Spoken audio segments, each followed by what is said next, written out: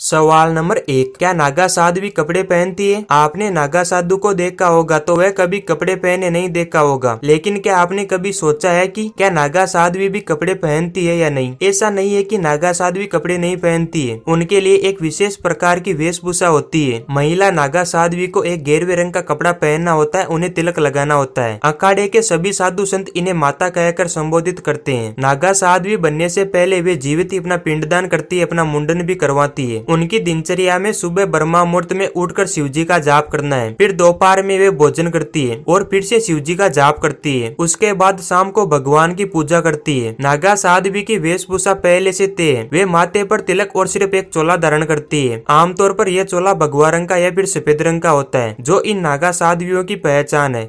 दोस्तों, अगर आप हमारे YouTube चैनल पर नए हैं तो चैनल को सब्सक्राइब जरूर कीजिए।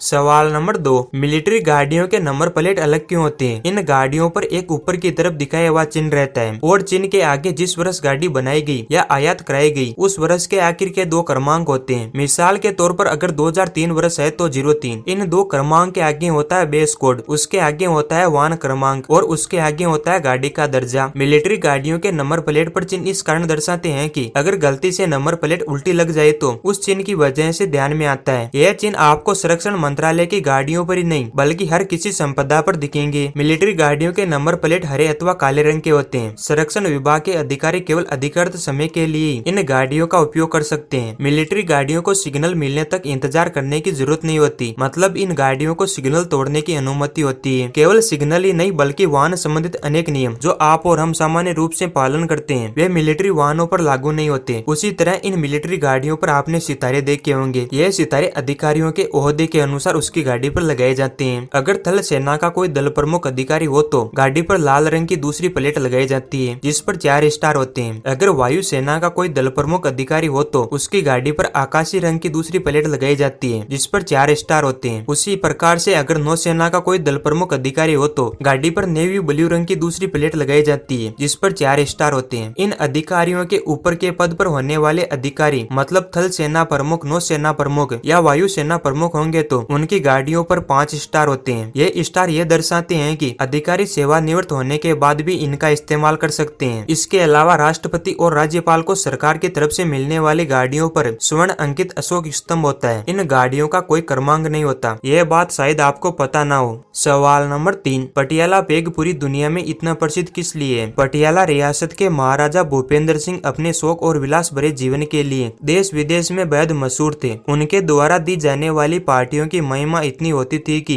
दूसरी रियासत के राजा महाराजा भी दावत खाने और ऐश करने आया करते थे। एक बार महाराजा भूपेंद्र सिंह ने पार्टी में ये कहा कि अब से सभी को 2 पेग मिलेंगे और वो 2 पेग 2 अंगुली से ज्यादा नहीं होंगे। ऐसा इसलिए किया गया था क्योंकि पार्टी में बहुत से लोग लालच में जरूरत से ज्यादा शराब पी जाते थे और महाराज की पार्टी में दुनिया भर की बेहतरीन महंगी और कीमती शराब व खान पान के व्यंजनों की भरमार होती थी। लोग अधिक शराब पीने के बाद पार्टी का माहौल खराब किया करते थे, इसलिए ये फैसला लिया गया। लेकिन जो लोग रोज इतनी महंगी और इतनी ज्यादा शराब पीते हो उनका 2 छोटे पेग से क्या बनता? इस समस्या का एक समाधान निकाला गया कि महाराज ने यह कहा कि 2 अंगुली जितना पेग मिलेगा, लेकिन ये तो नहीं कहा कि कौन सी 2 अंगुली के बराबर पेग मिलेगा। सवाल नंबर 4, कुछ पत्नियां अपने पति को छोड़कर भाग क्यों जाती है? ज्यादातर मामलों में ऐसा तब होता है जब पत्नी का विवाह के पहले कोई प्रेम प्रसंग रहा हो। ऐसे हालात में वो किसी भी तरह अपने प्रेमी के पास जाने का प्रयास करेगी। ज्यादातर लड़कियां इसलिए भाग जाती है क्योंकि सास ससुर या अन्य लोगों के कष्ट सहने के डर से, और जब पति का सहारा ना मिले तब निराश होकर भाग जाती है। अपने पति या ससुराल वालों के अत्याचार से तंग आकर भी पति को छोड़ देती है। सम्मान और सुख न मिलने की वजह से पत्नी का भाग जाना आज के समाज का एक दुर्भाग्यपूर्ण एक चेहरा सबके सामने आ रहा है। पहले किसी भी हालात में पत्नियां पति का साथ देकर पत्नी धर्म निभाती थी, लेकिन कहते हैं ना कि ताली एक हाथ से नहीं बजती है। अतः पत्नियों का भाग जाना पतियों का दुर्व्यवहार, सम्मान और प्यार में कमी यही प्रमुख कारण है। कुछ मामलों में ऐसा भी होता है कि पति पत्नी के आपसी समझ की कमी या उनके बीच शक आ जाना इसका कारण हो सकता है। काम में व्यस्त रहने के कारण पत्नी को वक्त न दे पाते हैं, जिस कारण उसको खामियां नजर आती है और वह नाजायज रिश्ते बना लेती है। सवाल नंबर 5, जीवित इंसान पानी में डूब जाते हैं एवं मृत शरीर तैरता है क्यों? आखिर ऐसा क्या होता है कि पानी में डूबी हुई मृत शरीर पानी में तैरती है? देखिए, जीवित मनुष्य को यदि तैराकी नहीं आती है और ऐसी स्थिति में पानी में गिर जाए तो वह पानी में डूब जाता है, किंतु मर्त शरीर पानी में डूबता नहीं है, अपितु पानी की सतह पर तैरता रहता है। किंतु क्या आपने कभी सोचा है कि आखिर ऐसा क्यों होता है कि जीवित शरीर पानी में डूब जाता है, किंतु मर्त शरीर डूबने की बजाय पानी की सतह पर तैरता रहता है? तो चलिए आज हम इस चर्चा में सम्मिलित होकर जानने का प्रयास करते हैं कि आखिर ऐसा होने का कारण क्या है। दरअसल जिस किसी भी वस्तु का घनत्व पानी से ज्यादा होता है वह वस्तु पानी में आसानी से डूब जाती है। यही कारण है कि जीवित शरीर पानी में डूब जाता है, क्योंकि जिंदा शरीर का घनत्व पानी से ज्यादा होता है। डूबने के कारण हमारे शरीर के फेफड़ों में पानी तेजी से बढ़ने लगता है, परिणाम स्वरूप डूबने वाले की मृत्यु हो जाती है। प्रारंभिक अवस्था में मर्त शरीर पानी में डूब जाता है, किंतु जब वो मर्त शरीर सड़ने लगता है तो उसमें से गैस निकलने लगती है और वो शरीर को पानी की सतह पर ऊपर की तरफ धकेलती है। डूबने वाले की मृत्यु के बाद हमारे शरीर की प्रतिरक्षा प्रणाली कार्य करना पूर्णतः बंद कर देती है और ऐसे में बॉडी का अपघटन शुरू हो जाता है, जिस कारण बैक्टीरिया मर्त शरीर में स्थित कोशिकाओं और ऊतकों को खंडित करना प्रारंभ कर देती है। मर्त शरीर में स्थित बैक्टीरिया धीरे धीरे नष्ट होने लगते हैं और उनके स्थान पर विभिन्न गैसें जैसे ammonia, methane, carbon dioxide, hydrogen इत्यादि को शरीर से बाहर निकालने लगते हैं। क्रमशः शरीर सड़ता है, वैसे वैसे शरीर फूलता है, लेकिन उसका भार नहीं बढ़ता और ऐसे में जो गैस शरीर से बाहर निकलती है वो शरीर को पानी की सतह पर ऊपर की ओर धकेलती है और वो मर्त शरीर पानी में डूबने की बजाय उस पर तैरने लगती है।